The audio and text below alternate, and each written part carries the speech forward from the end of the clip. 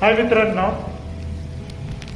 तर आज 5 बोड्या होत्या. म्हणजे 4 मेडली फार्मा कंपनीच्या बोड्या होत्या आणि एक लोकल म्हणजे अटॅकची होती. त्या मी कंटिन्यू सकाळी 9 वाजता चालू केल्या, तर आता 2:30 वाजले.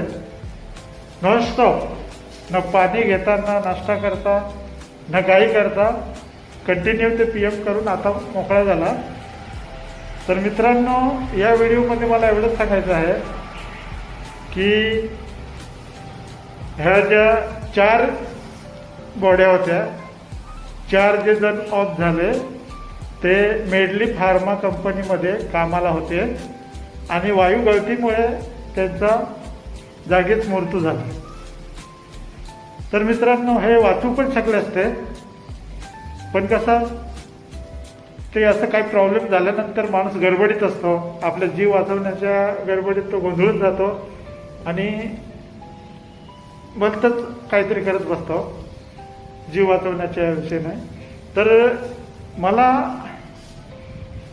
असं सांगायचं आहे की ह्या 4 जणांनी जर सहज नाकामधून न घेता तोंडामधून घेतला असता थोडा वेळ, तर याच्यातले 2-3 तरी वाचू शकले असते. कारण तर आपण जो सहज घेतो तो पूर्ण लंग्समध्ये जातो आणि तोंडामधून जो सहज घेतो तो पोटामध्ये जातो. म्हणजे आपण हवा आत पोटात घेतो आणि बाहेर सोडतो. तर मित्रांनो, जो वायू होता तो वायू पोटातून म्हणजे तोंडातून पोटामध्ये गेला असता तर ते वाचले असते.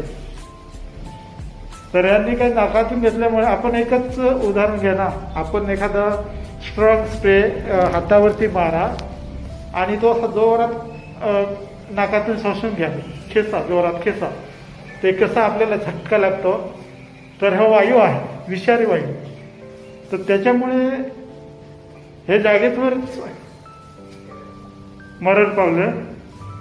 तर मित्रांनो, मला ह्या व्हिडिओमध्ये असंच सांगायचं आहे की जे असे कामाला आहेत कंपनीमध्ये, त्याच्यामध्ये जर असं काही झालं तर त्याने आपला स्वतःचा बचावासाठी काय करायचं.